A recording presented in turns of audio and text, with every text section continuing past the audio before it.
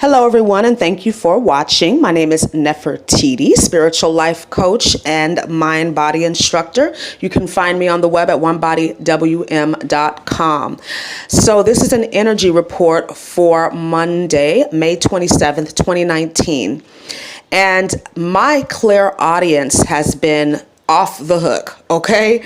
I have been getting the ringing and the buzzing and the popping in my ears all weekend long, even towards the last part of last week.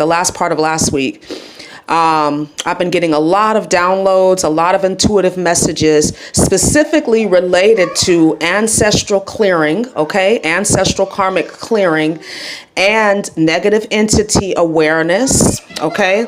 I've been getting a lot of information, being led to watch different things on the internet. I've also been getting downloads about people moving into new phases of their life, in major ways, right? So we're starting to see the physical manifestations of all of the internal changes that we've had to undergo. And this has not been an easy process. We all know this. We've had to let go of things that are not serving us. And one of the hardest things in life is to let go of what you thought was real. Okay, that's very hard because there's emotional attachment. And I'm going to be doing a video regarding a negative entity attachment because I've actually gotten a lot of questions about it. And there's a lot of misinformation out there. As I mentioned in my video yesterday, you know, whether or not you want to accept it, we are in a spiritual warfare. Okay. And I think now with this energy coming in, these energy waves coming in, we've got another one coming in at the end of the month. We've got Pluto doing his thing in the sky. And we know Pluto is all about transformation. Okay. Death and rebirth.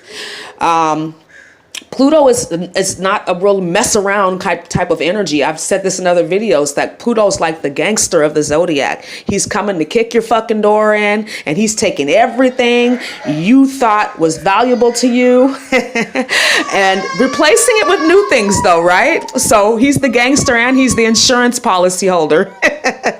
But anyways, so this would be a good week to practice extreme self-care, getting rest when you need it, making sure that you are honoring your intuitive messages and downloads, giving yourself time to unpack that information, and making sure that you can distinguish between the messages that you have for the collective and the messages that are coming to you for your personal growth. Because I think there's a lot of confusion with that. People are putting out videos and giving out information. And what I'm feeling intuitively is that whatever that download is that I feel is for the collective, I'll resonate with it. But I feel like if it's something that was for you personally, I won't, because it won't make any sense. There'll be some truth in it, but it's kind of like, yeah, that's not really relevant to my life right now.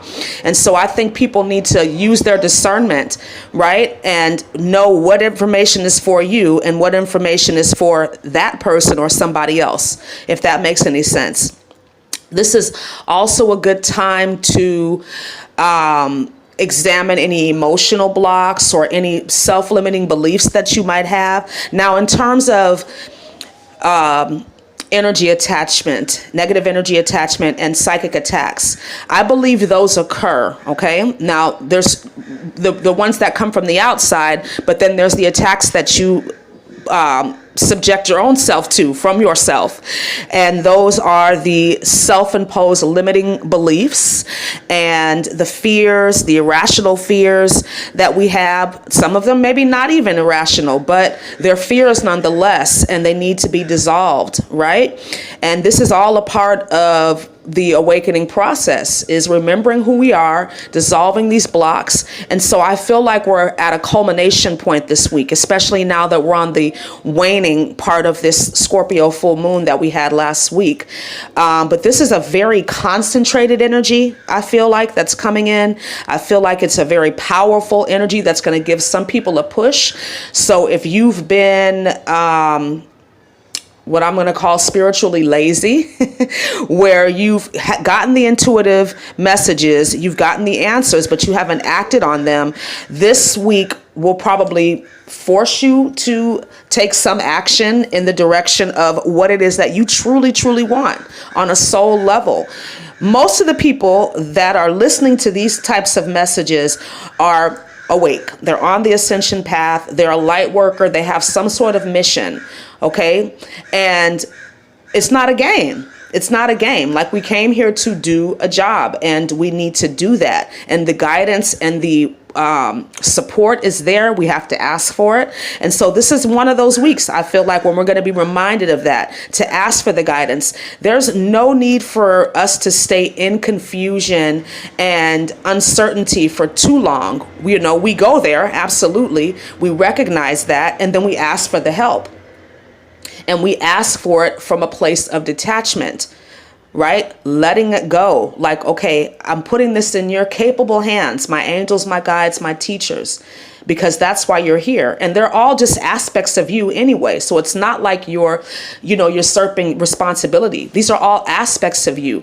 But what you're doing is calling on a higher aspect of yourself so that you can see and deal with the situation from a broader perspective, because you cannot solve a problem from the level that it was created. And we've all heard this. So when we invoke these energies, when we invoke our guides, our angels, our teachers, they're aspects of ourselves that are coming in to give us guidance and assistance from that higher perspective that we may not have at that particular point in time. And so our job after we ask is just to wait and watch for the synchronicities, watch for the signs, which are coming in droves right now. I mean, I'm seeing angel numbers left and right. There's birds landing outside of my window, bluebirds, and I'm seeing hummingbirds. I'm seeing, all kinds of different signs and synchronicities, but I'm paying attention.